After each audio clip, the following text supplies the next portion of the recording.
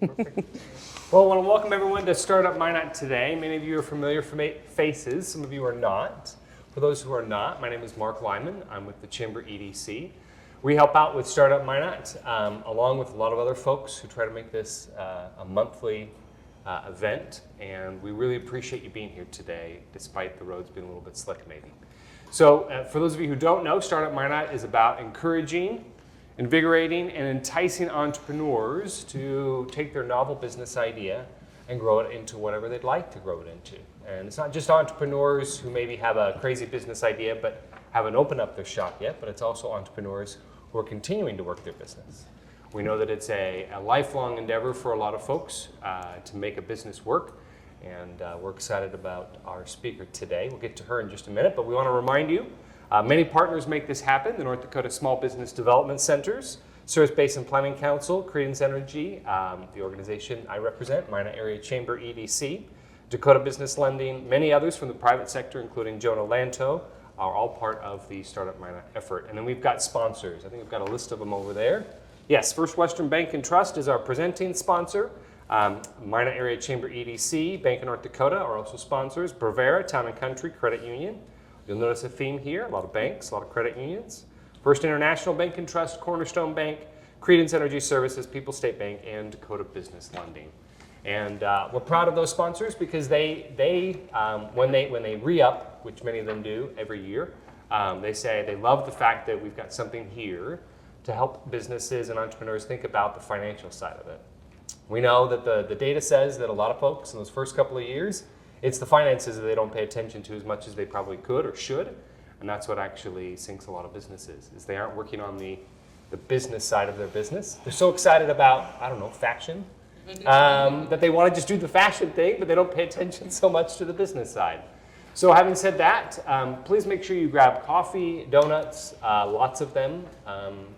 Jade, make sure you grab some donuts. Okay, good, taking care of me.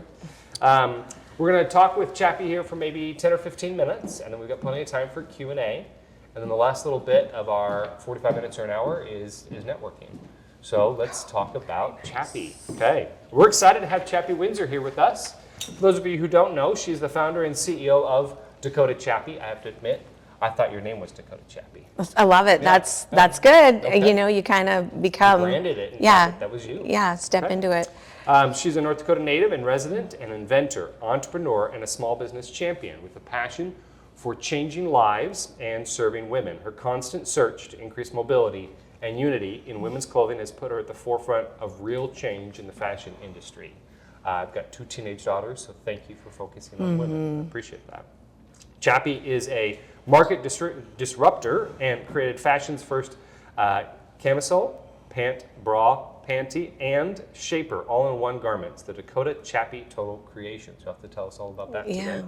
In addition, she is a frequent fashion correspondent on the North Dakota Today show, as well as the host of her own show, Chappy TV. You have to get us an insight into how that happened. Oh, too, sure. okay? Which is the signature show in a lineup of series on our internet-based network. Chappy's heart is with the everyday woman, the young mom, the grandmother who struggles not only with her clothing, but her self-image in a world where a narrow definition of beauty has been set. She encourages everyone to question cookie-cutter methods and practices, identifying that in life, we accept the way things have always been done far too often. So, we've always done this thing a certain way. Yes. Our Startup Minot event. But guess what we did this year? We're changing it. Okay. So we used to just give the mic to our presenters, and they would stand up here, and then we would go sit down. Either Jonah or I would go sit down, and the floor was yours. And we decided to switch it up and do it a little bit more podcast, interview style. So start off with the easiest question. Okay, well, in the back of my mind, it's reeling right here. In addition to being correspondent on the North Dakota Today, I also do 701 with Robbie. So I want to say that. Yeah, I want to make sure that I acknowledge her. She's been a great rep for me. Tell you a little bit about Dakota Chappy. How did you get started, especially? Okay, well, I'll start with my parents. My parents own Wild Things Gallery. My mom's here in the audience today. I come from a long line of entrepreneurs, going back generations. My grandfather was a cattleman and had like a butcher shop type situation. My grandmother on my dad's side had retail her whole life. She had a children's clothing shop and women's clothing shop in Rugby, actually. So it goes way back. On my mother's side, I have 4 cousins or 6 cousins, 6 of us, and there's 4 that are in fashion. So, and we're spread throughout the country, but it's just kind of interesting. There's like in the blood. It's in the blood. In your genes. Absolutely. Did you work at the store at age 6? Do you have memories at age 10 of ringing up a customer? Were they that bold of memories? So 1996, the day that I graduated from high school, I got my driver's license. 6th grade, had a D in science. Decided I would work on my 6-week-long science project the night before the science fair. Got first place. 8th grade, my mom was at my parent-teacher conference with my math teacher. I had a D. I had a generous D. It was it was a very low D. And, she said, "What can I do with Chappy? I'm concerned." And he looked at her and he said, "Don't worry, Chappy's going to be signing our checks in a few years. She's going to be fine." So these things kind of happened to me throughout high school where I knew I wasn't like the kids that were getting good grades. I didn't feel like I was lacking intelligence, but I knew that I was different and that I wasn't fitting the mold very well. And a lot of ways, not fitting the mold. And so when I graduated from high school, I didn't have a plan. I mean, we got the driver's license the day we graduated. So we weren't exactly like, planning ahead, not a lot of momentum here, right? So I had no college plan. I didn't have a great, grade point average. So there were no scholarship offers or anything like that. And it's July and we're driving to family dinner and my dad and I are driving in the car, just the 2 of us. And he says, "So I really don't think you should go to college." And I was like, "Oh, okay." And he goes, "I just don't want you to go and spend all of that money not really being sure what you want to do. So what I think we should do is I would like to open a store in Grand Forks and I would like you to run it." Now this is July. You're 18? I'm 17. 17? You're ready for I'm it. 17 and asking if I'd ever worked for him, Yeah. I had swept the floor in the shop. Okay. That's what I had done. He up saw to that something point. different in you, though. He saw something different in me, which is like something I really want to touch on. Because I think a lot of times it's that yin and yang of people seeing no potential in you and all they have is concern. And there's that other little side of the yin and yang where somebody really sees something. And that was my dad. Okay. So why fashion? Oh, well, because, I've always loved it. All my notebooks at school were full of fashion sketches. I can remember I got in trouble in typing class because, you were supposed to look at the thing and type what you saw. And I was like, well, this is a terrible waste of time. I'm in a journal. So my entire typing book for a whole semester was all a journal until I got caught. So I was just doing things I wasn't supposed to do, all the time. And so I was fashion sketching in school all the time. I like how you called yourself a market disruptor. Yes. That sounds like it started early. Started early. Yeah, disrupting the norm. How did you get into what people like? How do you find out what your customers wanted? Because you could design stuff all day and night for yourself, but if no one else buys it, good luck keeping your business open, right? So how did you find out what the customer wanted? It requires you to be able to disarm a client. You have to create a space to make them feel comfortable enough to be vulnerable with you, to tell you what they're really feeling. And a lot of times they don't know what they need, but they know what they don't want. And that is what they've already been given. And that's where the industry disruptor piece comes in. The fashion industry really thrives on consumability. They want you to continue to buy. So they'll give you like a top with some stretch in it, but maybe it's really not the perfect length. Or they'll give you a pair of pants with a great drape in the leg, but then the waist isn't quite right. I seriously think that Did they you talk purposely. to my wife before you? Yeah, got I here? know, right? I know. Yes. It's always like Yeah. this compromise, and I really think that they do that because if you give them the perfect garment, then they won't continue to buy others. They'll buy the one and move on. Yeah. So tell us about, maybe we're jumping ahead a little bit, but I really want to know about the Dakota Chappy Total Creation. Tell us about how you formed that. It sounds quite unique in the fashion industry. How did you get to that point? So I had a kiosk in the middle of the mall at Dakota Square. And if you guys know what a kiosk, it's like the little shops that are in the center. There is absolutely nowhere to hide. And I'm a fashion girl, so I had stuff I wanted to wear. I wasn't just gonna wear what made sense for utilitarian standpoint. Like I had these looks I wanted to pull off. So I wanted to have no panty line. I wanted to have like sleek tops. I wanted them, to fit me well. And I was constantly up on a ladder reaching like this and then down underneath these tables where I stored all my stuff. And it was like all I did all day, pull the underwire of my bra down, pull my pants up, and then reach in to the back of my pants to dig out my thong underwear. Sure. And I mean, no, not personally, but sure. Yeah. Sure.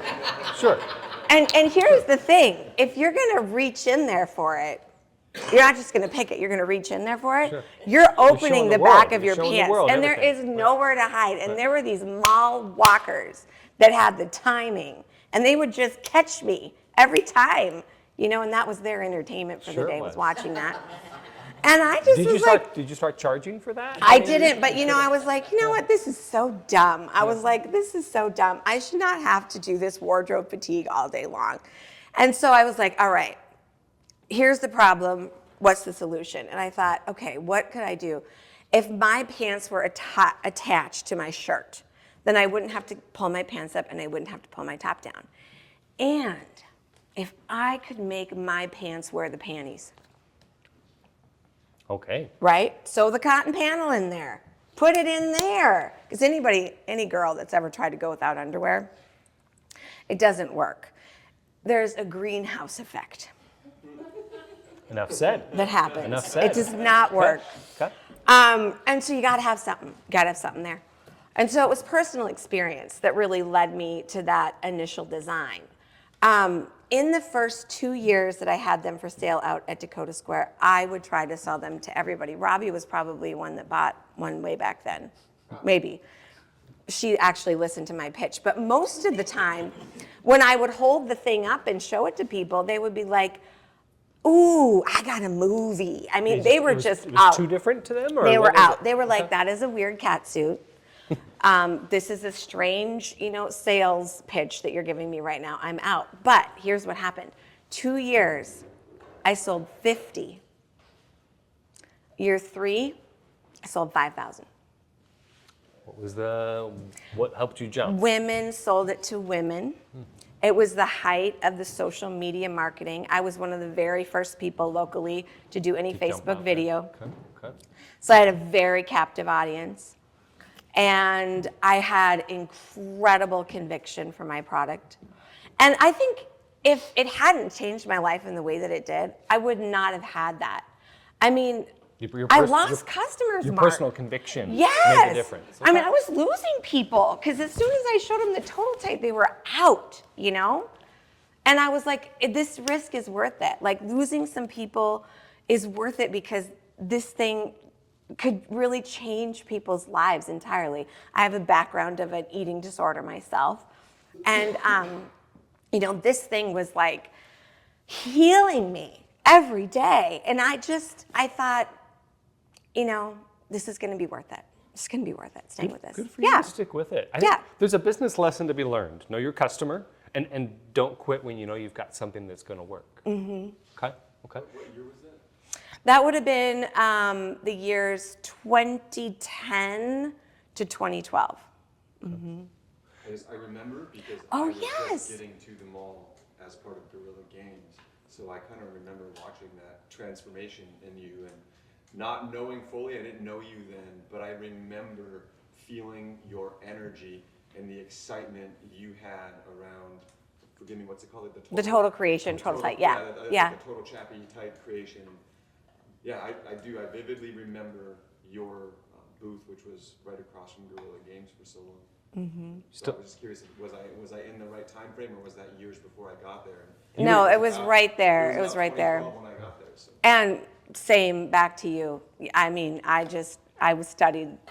soaked him up like a sponge watching him with customers and his articulation and just everything. Long before the launch of my podcast. Mm-hmm. There you go. Yeah. Mm-hmm. Can we talk about what created your online presence? Why dive into that? It was unusual. You said social media just wasn't quite kicking off. You were one of the first. Why did you decide to put all the chips in on social media? I can remember the day that I signed up for Facebook. I was in the mall and I was sitting at my kiosk and I signed up, and I think I posted a business page. I might have had a personal page, but I posted a picture and I got 2 likes on it, and it was maybe 11:30 in the morning. And I just thought to myself, like, oh my gosh, I've had more customer engagement on this picture than I have yet this morning at the mall. And that struck me because I felt like it was such an opportunity for me to put myself in control of my business when it felt like it was lagging. I thought this is going to be a great way for me to feel like I have an audience when I feel like I don't have an audience. What was the first oh crap moment that you hit a wall? What was the first big struggle that you had that you're like, I gotta get over this or I'm not gonna be in business? Were there any of those in those first 3 or 4 or 5 years? You know, my parents had their stores in malls for 25 years. So I started with an oh crap mentality because I watched them. I watched what they went through with mall management over the years. So I had kind of this like, hold on to your hat, the ball is gonna drop kind of attitude because of the things that I'd seen them go through. Like with overage rent, the mall management would walk by and it was just like anxiety attack. Like they don't see me, they're not going to stop, they're not going to talk to me because anything they had to say was not good.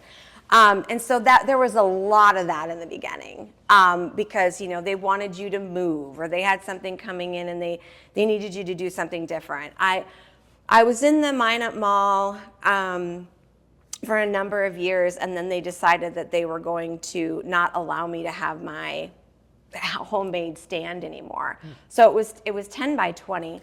The last year I was there, I paid over $30,000 in rent, if that gives you an idea of what my overage was. And this is the other little tidbit I really want to add. I've heard people over the years refer to my stand as my little stand in the mall, and then they would be like, I just can't believe what you've done.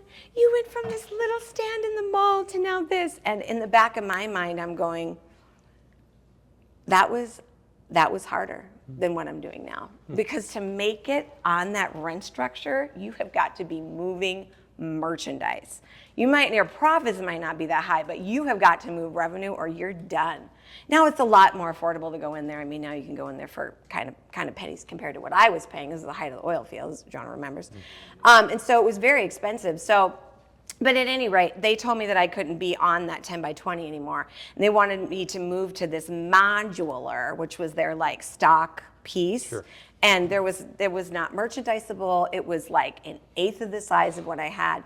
So I eventually got pushed out of the mall. And so that was scary. Yeah. That was scary, yeah. That was why you actually left? That's why I actually left was the forced modulars. Dealt with the rent. Yeah. You would have kept dealing with the egregious rent. I would have. Now it would be better. It would never surprise me why so many people ended up leaving or exiting the mall or having such a quick cycle through during that rent period. But that's an interesting tidbit. Yeah. And this is such a great lesson too. Like, one thing I've definitely learned is when you think that you've got a huge obstacle and you just don't see how you're going to move around it, and it's just like that heart-dropping, like pit of your stomach feeling.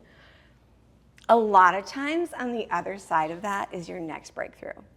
It's like everything gets scattered and shattered, and then you take all of those pieces, and it literally becomes like the next step that you can go up to. So for you, that was owning your own. Getting out of the mall. Yes. And that you've had that building up on North Hill now. Yes. Okay. 813 North Broadway. Okay. Yeah. There was a little jump in there where I was in my mom and dad's building that they had sold to someone else, and I rented a space in there. Okay. This was a very tumultuous time in my life because in 2012, I was still in the mall. I had a baby, my very first baby. I lived in Garrison. I was driving to Minot. Between 2012 and 2014, I had a baby. I sold my house, and I moved my store 3 times. Yikes. So this was like, It's a lot. This was a lot. This was a lot. How did you get through it? I mean, we've talked in this venue before about mental health being part of what business owners need to look at, or taking care of themselves, or having that balance in life. And some people's balance is, well, instead of 70 hours this week, I'm going to work 60 hours this week, and then they'll go back to the grind later because that's how they figured it out. How did you end up figuring out your balance, your taking care of yourself, so that you didn't suffer as a result of that? My parents have been a tremendous support, helping with my babies. But one thing I really realized, I had no balance, okay? I had no balance. But my personality does not lend itself to balance, okay? So balance is something that I've kind of, the ideal of that and like the goal of that I've tabled. My anxiety fuels me. So, this is why I don't smoke marijuana. Because I don't need to be unmotivated. Like, I don't need to be relaxed in that way. That would not be good. That would be like this car running with no gas, right? So I need a little bit of that nervous energy. Okay.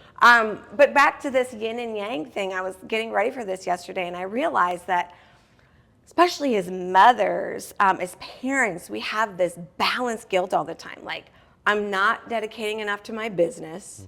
I need to dedicate more to my family. I'm not dedicating enough to my family. I need to dedicate more to my business. And yesterday I thought, whenever I have what I don't want, I have what I wanted a few minutes ago. Yeah. Okay. So I think it's about the framework. It's just about saying, I have it all. I just don't have it all equally in this moment, and that's okay because I can flex. There's going to be a time for it, I like that, and that's okay. And that's okay. And that's okay. Yeah. So how I got through it was I just really just kept my head down. Kept working. Yeah. Kept working on everything that you were doing. Okay. What was the best, or what was an early business resource or business mentor or business tool that you used that was really valuable to you? My dad, 100%. The one A I can remember achieving in high school was general business, because all the principles that they were teaching us were things that he had told me when I was in the first grade. He had a store next to Target called Wild Things, and it was like really small, like maybe 700 square feet, Mom, or maybe even smaller. And I can remember like vividly the imagery. He unpacked this hand-carved decoy, and he had the invoice in his hand. And he said, Chappy, come over here, I want to show you something. So he said, you see right here where it says, Mallard decoy, $100? And I said, yep, I see that. And he goes, okay, see down here where it has the shipping cost? And I said, yeah. He goes, so what we're going to do is we're going to calculate the cost of this, and we're going to, and he just broke it all down to teach me how to build a margin in. And then very early on, he taught me the 10% rule about rent. Okay. That your rent should not exceed 10% of your gross sales. If you can keep it within that, and maybe the rules changed, this was like, 30, 40 years ago. But, so I always knew that. So like when I was shopping for leases, I could look at it quickly and go, okay, well, I need to be able to make this much. I don't even, maybe have that much to invest to buy the inventory to get to that number. So like I was already doing this. Not bad for a D in math. No, that's really not good. Not bad. Well, and you learned the business sense that you needed. I did. From your parents, from hands-on work. What do you use today to help you with business matters? Do you hit the Google? Do you go find somebody else? How do you, when you've got a business problem or a business thing, how do you work through it? You got to ask a lot of people. I mean, one of the lessons that I've learned is that experts are not experts. That was a big lesson. I can remember during what I call the manic money phase. There's a lot of lessons I learned in the manic money phase.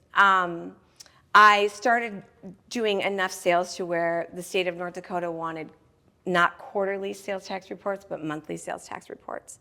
So I was getting these letters and getting these fines that I couldn't understand. And I took them to my accountant, and they didn't know what it was. And I actually ended up asking somebody that was working for me at the time, because I was complaining about it. And this was like not somebody that should have known. And they looked at it and they were like, oh yeah, I think it's because you've crossed the threshold and you should be paying on monthly. And I looked at him, I was like, what?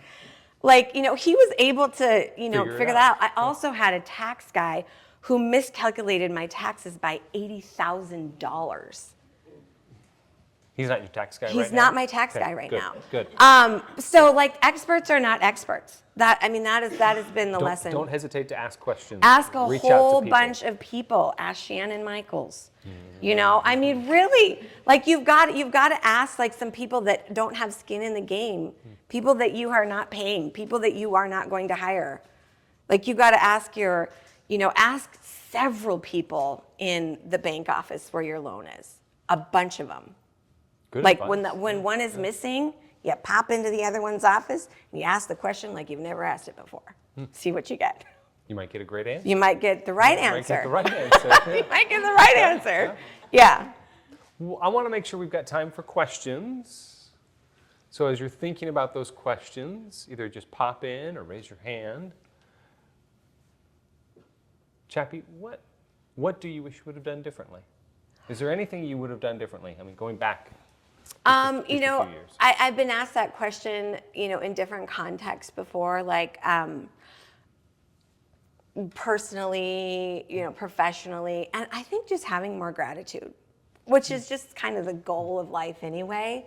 But having more gratitude for each step along the way.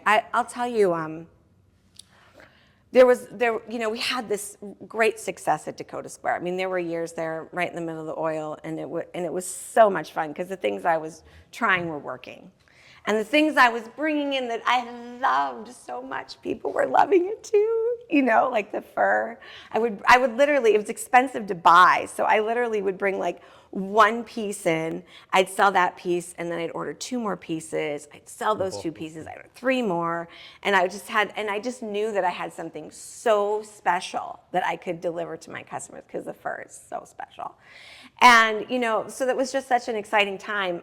But when we ended up going to 813 North Broadway in 2024, that was when I'd been pushed out of the mall. This is when I'd spent a year at the former Wild Things Gallery building, and I was really back down to zero. I mean, it was difficult. I was in that building for a year with no phone, no internet.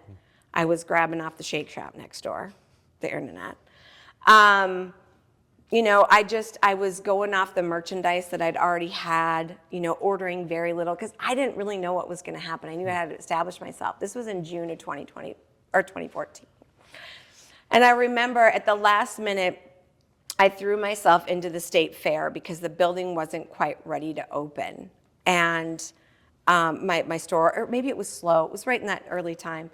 And I threw myself into the fair, and it was last minute, so I had that terrible spot in the KX building in between the bathrooms. Do you guys know that spot? Yeah, it's a little It iffy. smells terrible. Yeah, It's like really small. And they don't ever put anybody there unless they beg because there's no space. And I was selling this long-lasting lip color that I still sell, and total tights and jewelry and cowhide bags. And this is after I had gone such a long stint with really out moving any merchandise, and I was moving merchandise. And I think I walked out of there at the end of the 9 days with maybe a couple $1,000s at most in my pocket, but that was so much money at that time because I had just gone down, to almost nothing. And it meant that I could order some fresh merchandise. I was so reinvigorated. The point of this is, I feel like I've heard whisperings of other business people that are not willing to go back to what made them successful in the beginning because they feel like it's a step back or it's a step down. And And you were. I am. Yeah. And I still am. Yeah. I still am. And I also, it's the reason that I don't underestimate other business people that are starting. Because I'll hear whisperings of that too, like, oh, geez, this is going to be around for 2 seconds. This girl doesn't know. This guy doesn't know.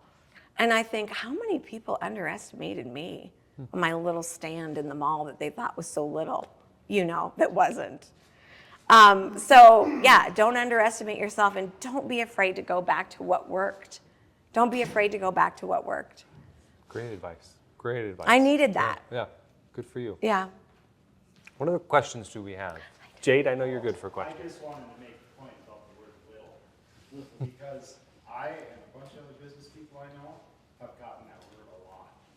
And if you're a business person, all I want to say is you've got to use the word little as a motivator.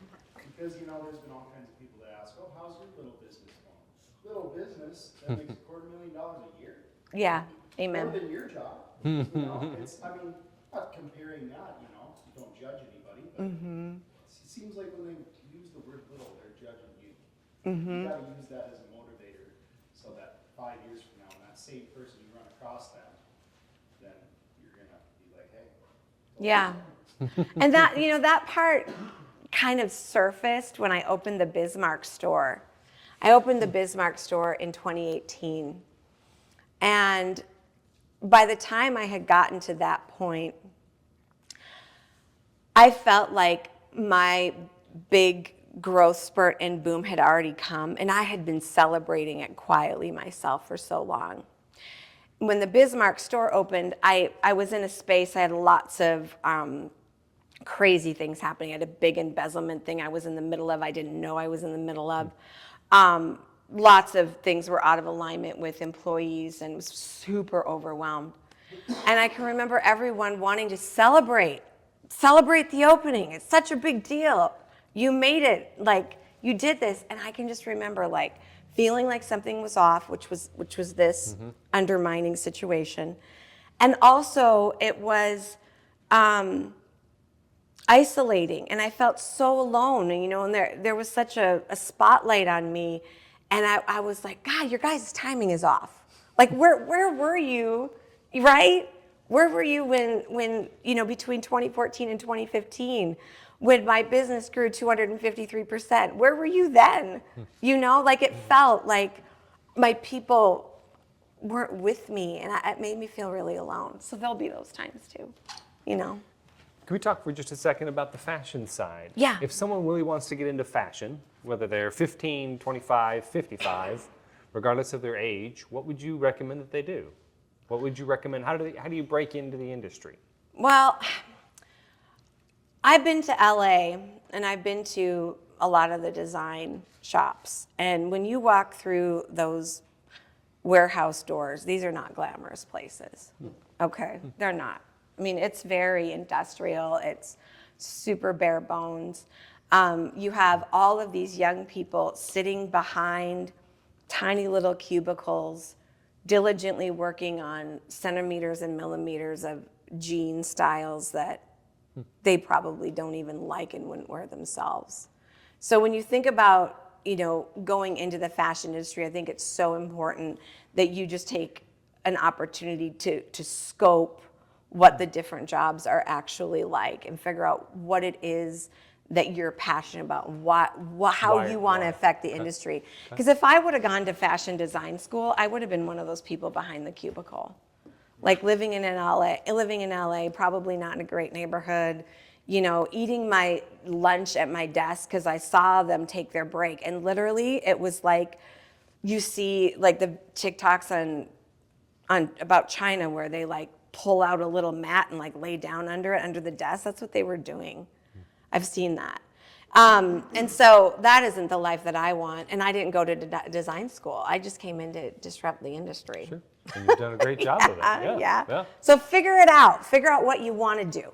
What do you want to do? Do you want to merchandise stores and make them look beautiful? Do you want to be a fashion inventor?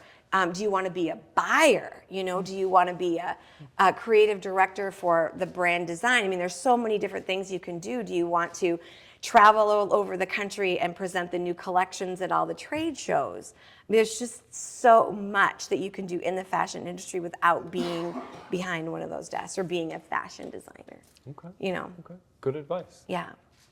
Okay. Yeah. Neil. Chappy, what do you do when you go to Las Vegas? It seems like a lot of fun there. Mm-hmm. You do the presenting, I assume. Yeah, I do. You want me to just talk a little bit about Vegas? Okay. So I have discovered that my happy place is a high vibration, childlike state of play. And when I go to Vegas, I get to be that version of myself. I have 3 versions of me. I have Chappy mom, and then we have Dakota Chappy, which you're seeing right now, and then higher than that, we have Dakota Chappy music, which is that full-on pop star, 2 hours of sleep at night, shutting the club down, 6 outfit changes a night, like crazy, you know, super high energy. And so that's what Vegas is about. I did a video release party at Sports on Tap a few years ago, and the owner said to me, he goes, "What's the deal? Like, I never see you in my bar. I never see you out anywhere. So why are you coming here? Why are you doing this here?" And I said, "Well, because in Minot, I'm a mom and I'm a fashion designer, but when I'm in Vegas, I'm a rock star." So it's just allowing yourself to kind of separate those things out, and then when you have that opportunity to fully embrace that space, you fully embrace it. Yeah. So that's where I do my photo shoots, and that's where I do my music videos mostly. And I write a lot of music there.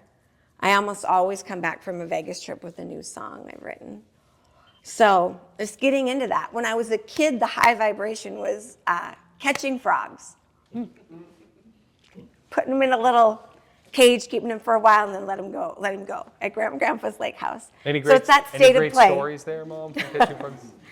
Very true. You need more time than this. Okay. Yeah. Okay, good question. Yeah. Good Thanks, question. Neil. What other questions do we have for Chappy? What's next for you? We'll finish off on that one. Where do you see yourself in 3 years, 5 years? How are you going to get there? What does that look like? Okay, so COVID had some limiting belief effects on me. I think it has on everyone. I'm still working through that. Also, the embezzlement situation that I had had a lot of damage done, and the long-term effect wasn't financial. It was the self-worth, Like trust right? and worth, Yeah, trusting in myself, right? Because there were red flags that I ignored when I hired this person back because I was in my manic money phase. And I thought, everything's going to be fine. I can handle this. We've got lots of money coming in. Like, when that wasn't a worry anymore, all of a sudden things that should have also been a concern became less of a concern. And that's where you have to be so careful with manic money. I think that's what happens to a lot of businesses that are really successful in the beginning. Like you said, they don't really watch the dollars in the cents like they should. Yeah. Because it's when you're so busy, it's easy when somebody just calls you and says, "Oh, don't you think that we should up this a little bit and, maybe increase this and that?" It's like, "Oh yeah, I didn't get that done. Yeah, just go ahead and do it." I mean, there's like phone call after phone call after phone call that, can happen to you like that when you get into your manic money phase. But what's next for me is, my mantra for 2025 is community. Any really great breakthrough that I've ever had in my business has come via me helping somebody else, like truly. The bingo that we started after COVID really increased my online live sales. The blessings program that we do for women, and that also fuels me because there's so many different ways to find value in your business beyond your bank account. And that, that's just so important. And those are the things that, are eternal. The money is earthly. The impact you have is eternal. So, but 2025, the men's total tide. The men's total tide is finally You were coming. mentioning this before we started. Yes. Yeah. Hey, tell us all about it. Okay, well, I've had men for years and years and years say, like, where is ours? Like, we need something. Specifically, I have been stopped in the grocery store multiple times, men stocking the shelves that know who I am. And they're like, They're doing "Girl." they're doing this, I'm guessing. Yep, they're like, and "We this, I'm really, guessing. Yes, I got it. really need something. Like, yeah. when are you going to do it?" And now the industry has come forward enough to where we can get the fabrics and the designs that we need to implement it, because designing for a man is completely different. You guys have a lot going on. And kind of stupid. Yeah. Yeah, you got a lot of different things. You've seen the ads for the underwear that separate all the stuff. I've heard of these. Okay, yes. so I mean, Heard of there's some, and I don't know about that. So again, I need somebody who's willing to say, like, well, this worked, but this didn't work, you know. But I'm excited about. I'm very excited about it. So male models needed. Just sign up Yes. on your way out. So, and here's the other thing I have to add to that, is that this morning I was thinking on my way here about the total tight and the total tight for men. There isn't much out there for men in terms of options for them to really self-express. And when you self-express, then you learn about yourself. That's the most valuable thing about self-expressing. And I think the reason that there isn't that much out there for them is because the way clothing is engineered is really anti-male body. I'm going to elaborate, okay? Yeah. So the idea with a waistband on a pant is that it comes in and it squeezes up against you so that it stays up. Women's waists sit higher and men's waists sit lower. So from an engineering standpoint, it is a challenge keeping pants up on a man. Especially when the stomach gets a little bit Exactly, on the because bigger it is side. absolutely counter pressure, right? It is pushing down, pushing down, pushing down. So I think a lot of the reasons that men stay in their box and they don't deviate is because they're truly out of alignment physically and visually with what they see in the mirror. They are absolutely 100% dressing around their bodies. They're not willing to try something different because number one, they're already uncomfortable, and what's different is likely to be uncomfortable because I didn't design it. And B, number two, is that they don't like the way they look. Men are very self-conscious in the same way that women are about weight gain. We just hide it better. You don't really talk about it. It's probably not, guy-to-guy conversation. No, not really. Yeah, so Which the it men's could- total tight, I'm which it very could be, excited about. which it could be. It could be. I'm going to make it the You're conversation. going to disrupt that. I am, yeah. Perfect. We're going to end on that then. Round of applause for Chappy. Thank you, guys. Thank you. Thanks for having me. This was awesome. Want to remind everyone we're here every second Thursday of the month, 7:30 at the Carnegie Center. It's always free. We got coffee and donuts here, different speaker every time. Next month, it's Megan and Shane Cunans. They have fiberglass specialties, and they just opened up hot switch heating systems.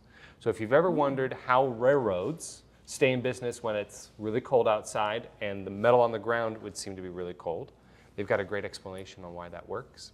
And then Mike Zimmer from the Men's Winter Refuge is coming in March. So we've got speakers lined up for the next couple months already. Different entrepreneurs doing different things. And then I want to remind people that we do have our 10-week Startup Minot Academy powered by Co-Starters, which will start up in February. Alan Gohary from Small Business Development Center and myself will be co-facilitators on that. That's a 10-week course. It's $150 to sign up, pretty easy entry. We get you with a 3-hour class on Wednesday mornings. It's very hands-on. I know a couple of you have taken the class here, and others are good candidates for that. So we'd love for you to consider that. If you've got a question about it, just ask myself or Alan afterwards, and we'll go from there. So thanks again, Chappy. Thank you. Appreciate your time. It was wonderful. Thank you. Thank you.